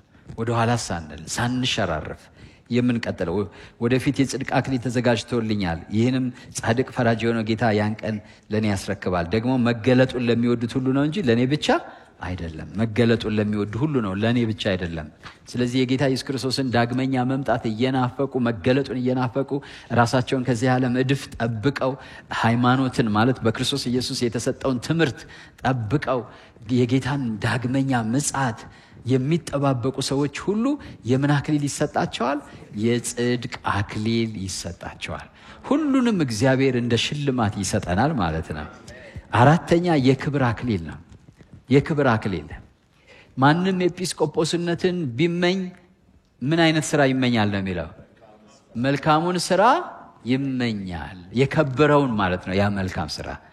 ይሄ ደግሞ ምን አይነት መሰላችሁ? የክብር አክሊል ማለት በእግዚአብሔር መንግስት ሐዋርያ፣ ነቢይ፣ አስተማሪ፣ ሽማግሌ፣ ዲያቆን በመንግስቱ ውስጥ እግዚአብሔር ለሆነ አገልግሎት ጠርቶን ስንሰማራና በዛ አገልግሎት ስንሰማራ ህዝቡ ሁሉ እንዲገዛልን ታዟል አይደለ? ተገዙላቸው ተብሏል፣ ለአገልጋዮች ማለት ነው።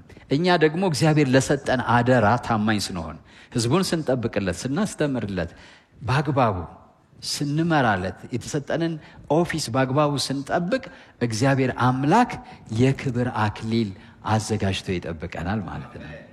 የምን አክሊል? የክብር አክሊል። እዛ የምንከብርበት የተለየ ስፍራ የምናገኝበት። የእረኞች አለቃ በሚገለጥበት ጊዜ አንደኛ ጴጥሮስ ምዕራፍ 5 ቁጥር 4 ነው። አያችሁ፣ ለእረኝነት የሚሰጥ ነው። ሰው ፓስተር መሆኑን እዚህ ምድር ላይ ደህና ደሞዝ ማግኘት አድርጎ ካሰበ ምስኪን ነው። አያችሁ፣ የእረኞች አለቃ በሚገለጥበት ጊዜ የማይጠፋውን የክብር አክሊል ምን ትላላችሁ? ትቀበላላችሁ። የእረኞች አለቃ ሲመጣ የክብር አክሊል የሚባል አለ። ፓስተር የሆነ ሰው ሁሉ ቤተክርስቲያን የሚመራ የሚያስተዳድር በአግባቡ በታማኝነት የእረኞች አለቃ ሲመጣ የሰጠውን አደራ በአግባቡ ተጠቅመኸዋል፣ ስልጣንህን ለመጠበቅ፣ ለመመገብ፣ ለመምራት እንጂ አቢዩዝ ለማድረግ አይደለም የተጠቀምከው፣ ከንቱ ረብ ባለው ነገር አይደለም የተጠቀምከው ይልና ያን ሰው እግዚአብሔር አምላክ የክብር አክሊል ይሰጠዋል። ጌታ ይመስገን። ምን ማለት ነው? በብዙ ይሾማል ማለት ነው።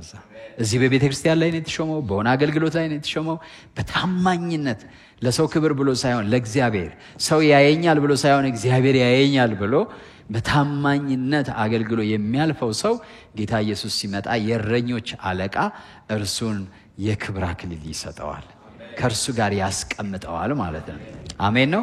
የመጨረሻው የህይወት አክሊል ነው። የመጨረሻ የህይወት አክሊል ነው። አንተ ልትቀበለው ካለው መከራ ምንም አትፍራ፣ በእውነት ትፈተኑ ዘንድ ዲያብሎስ ከእናንተ አንዳንዶቻችሁን በወህኒ ሊያገባችኋለሁ። 10 ቀን መከራ ትቀበላላችሁ። እስከ ሞት ድረስ የታመንኩን የህይወትን አክሊል እሰጥሃለሁ። ይህ አክሊል ለሁሉም አማኞች ነው። ነገር ግን በተለይ ደግሞ መከራን ለሚታገሱ ስለ ኢየሱስ ስም ስደትን እስከ ሞት ድረስ ለመቀበል በጀግንነት ለቆረጡ ለሚጋፈጡ ሰዎች የተዘጋጀ አክሊል ነው። ማለት መሞት ግድ ላይሆን ይችላል። በመከራ ውስጥ ሆኖ ግን ጌታ ይመስገን ለሚሉ ክብር ለጌታ ይሁን። ያዕቆብ ይህ የህይወት አክሊል እግዚአብሔርን ለሚወዱት ሁሉ እንደሆነ ይናገራል። ያዕቆብ 1:12 በፈተና የሚጸና ሰው የተባረከ ነው፣ ከተፈተነ በኋላ ለሚወዱት ተስፋ ስለ እርሱ የሰጣቸውን የህይወት አክሊልን ይቀበላልና። እግዚአብሔር ለሚወዱት ሁሉ ያዘጋጀው አክሊል ምንድነው? የህይወት አክሊል ነው። መውደዳችን ግን እስከምን ሊሆን ይችላል? እስከ ሞት ሊሆን ይችላል። እስከ ሞት። ስለዚህ ጌታን መውደድ ራሱ ምን አለው ማለት ነው? አክሊል አለው። ክብር ለጌታ ይሁን። ጌታን መውደድ ምን አለው? የምን አክሊል? የህይወት አክሊል። በህይወት ጌታን መውደድ የህይወት አክሊል አለው። ህይወታችን የተሸጠ አይነት ማለት ነው። ጀስት በቃ ሙሉ በሙሉ ሞትም ቢመጣ ገንዘብም ቢያሳጣን ስራም ቢያስባረረን ስለ ጌታ ፍቅር ብለን ዋጋ የምንከፍል ከሆነ ለሚወዱት ያዘጋጀውን አክሊል እናገኛለን ማለት ነው። ምን ማለት ነው? ለሚወዱት ደግሞ የተዘጋጀ ሌላ ርስት አለ ማለት። እነዚህ እንግዲህ በየዘርፉ እንግዲህ በዚህ ጉዳይ እንደዚህ ያደረገ እየተባለ የሚሰጥ ሽልማት አለ አይደለ? ጌታም ሲመጣ ያ የግራሚያ አዋርድ እንደሚባለው ማለት ነው። ልክ እንደዛ ያዋርድ ዴይ አለ። ጌታ ስሙ ይባረክ። ያዋርድ ዴይ አለ። ስራህን አውቃለሁ ይላል መጽሐፍ ላይ። ጌታ ስሙ የተባረከ ይሁን። ያኔ ጌታ ኢየሱስ ሲመጣ በቀኝ በግራ ግባ የተባለው ለክፉና ለደጉ መለያ ነው። እሱ ሌላ ነው። እሺ ሌላ ጊዜ እንማራለን። ይሄ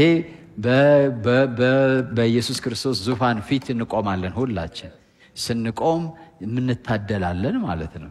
አምስቱንም ይወስድ ይኖራል ጥርግ አድርጎ ማለት ነው። ለጌታ ይሁን ሃሌሉያ። አንዳንዱ ደግሞ እንግዲህ አንዳንዱን ይወስዳል ማለት ነው። ተነስተን እንጸልያለን። በቃ ከንቱ ከሆነ የህይወት ጉዞ ከዛሬ ጀምሮ ነፃ ትሆናላችሁ። ስለዚህ አሁን የጸሎት ሰዓት ነው። ሃሌሉያ። እግዚአብሔር በጌታ በኢየሱስ ስም ይሄን ያማረ ፍጻሜያችሁን እንዲለቅላችሁ ጸልያለሁ። መለቀቅ እንዲሆን እንጸልያለን። ስለዚህ መንፈሳችሁን አዘጋጁ። ከፓስተሮች ጋር ሆነን እንጸልያለን። እያንዳንዳችሁ እግዚአብሔር ወደ ያዘላችሁ ዕጣ ፋንታ ዛሬ መለቀቅ ይሆንላችኋል። እግዚአብሔር ያዘላችሁ ዕጣ ፋንታ አለ፣ እድል ፋንታ አለ። ዛሬ እግዚአብሔር ወደዛ ይለቃችኋል። ጌታ መንፈስ ቅዱስ ሆይ በሉት። እናንተ የመንፈስ ቅዱስ ውብ ስራዎች ናቸው። የእግዚአብሔር መንፈስ ፈጠረኝ ተብሎ ተጽፏል። ያ የፈጠረን መንፈስ ቅዱስ ለሆነ ዓላማ ፈጥሮናል። ስለዚህ እንጠይቀዋለን። መንፈስ ቅዱስ ሆይ ወደ ተፈጠርኩበት ዓላማ ወደ ሕይወት ራእዬ የሚለቀኝ ኃይል ዛሬ ይለቀቅልኝ በኢየሱስ ስም። በኢየሱስ ስም ዛሬ መለቀቅ ይሆን። ምናልባት ከንቱ የሆነ ስራት ካለ ልክ እንደ አመድ ከላያችሁ ላይ ይራገፍ፣ ተቆራርጦ ይውደቅ በጌታ በኢየሱስ ስም። ዲያብሎስ በተለያየ መልኩና መንገድ ሕይወታችሁን አስሮት ከሆነ እግዚአብሔር ወደ ያዘላችሁ ነገር እንዳትሄዱ በሆነ ነገር በሱስ ሊሆን ይችላል፣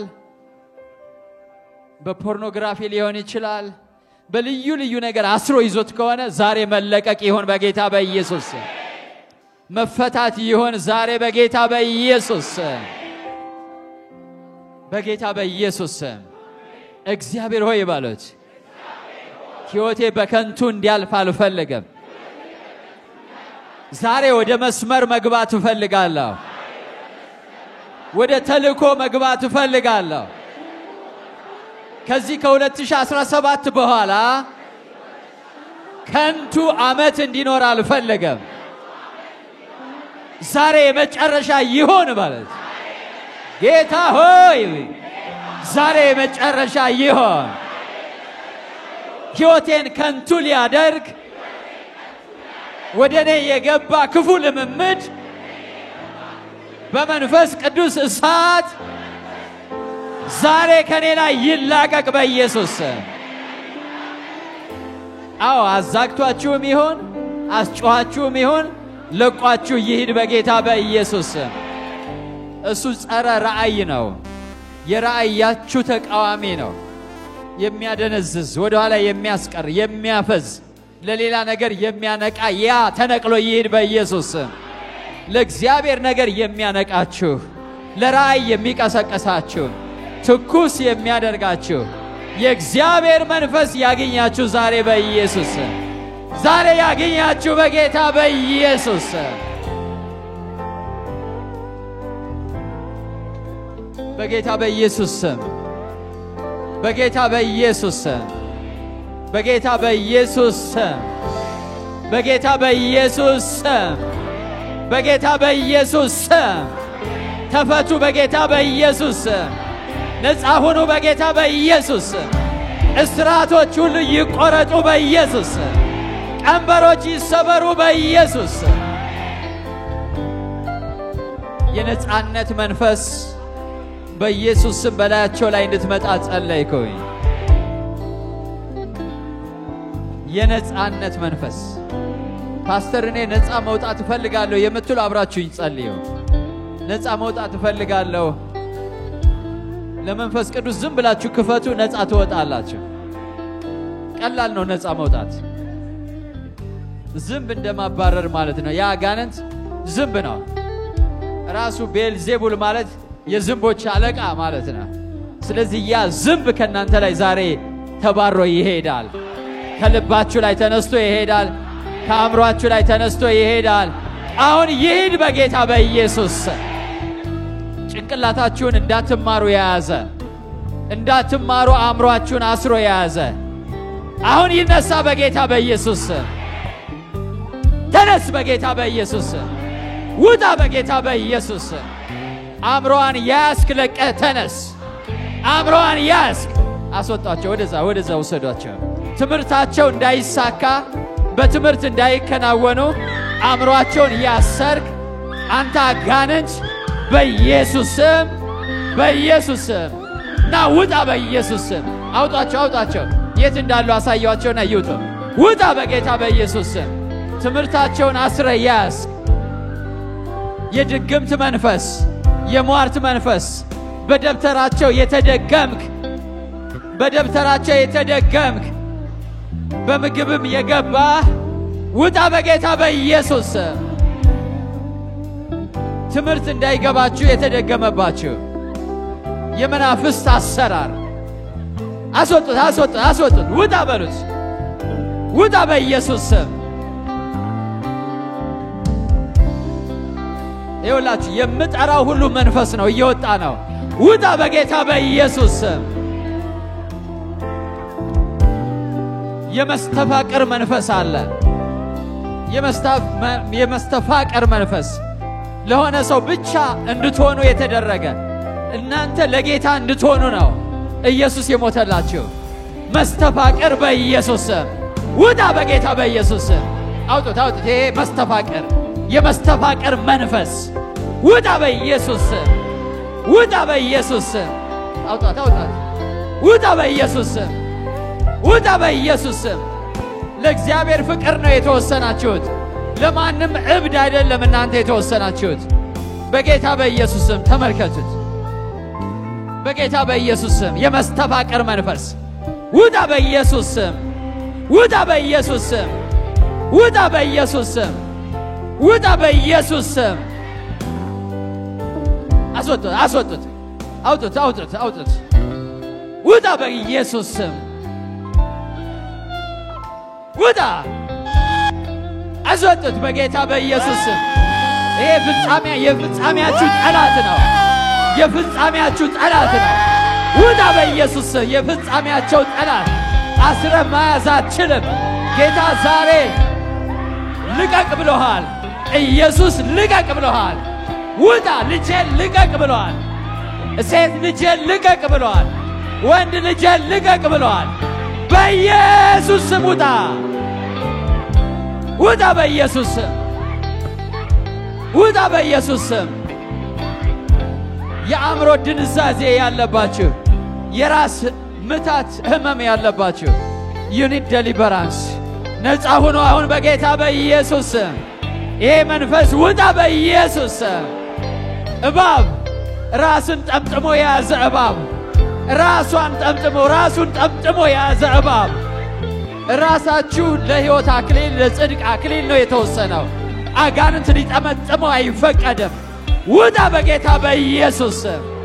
ውጣ በኢየሱስ ስም። አንተ እባብ ውጣ። እባብ ውጣ አሁን አዛለሁ። አስወጡ። ይውጣ አሁን በጌታ በኢየሱስ ስም። በጌታ በኢየሱስ ስም። በኢየሱስ ስም ራሳችሁን ክፈቱ። ነፃነት መልካም ነው።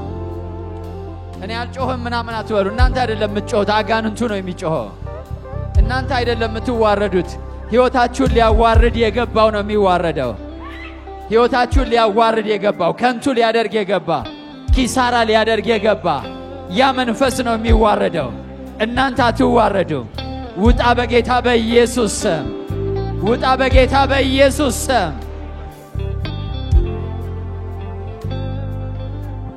ውጣ በጌታ በኢየሱስ ስም። ውጣ በጌታ በኢየሱስ ስም። አስወጡት። እናንተ ለውርደት አልተፈጠራችሁም። ሊያዋርድ የገባ የውርደት መንፈስ፣ ሊገድል የገባ የሞት መንፈስ። አትሞትም፣ በሕይወት ትኖራለህ። አትሞችም፣ በሕይወት ትኖሪያለሽ። ያደጋ መንፈስ ባደጋ ትሞታለህ እያለ ድምፅ የሚያሰማ ውጣ በጌታ በኢየሱስ ስም። ውጣ በጌታ በኢየሱስ ስም። የሞት መንፈስ አዛለው ውጣ። የሞት መንፈስ ውጣ። የሞት መንፈስ ውጣ። አንተ የሞት መንፈስ ውጣ በጌታ በኢየሱስ ስም። የሞት መንፈስ ውጣ። የሞት መንፈስ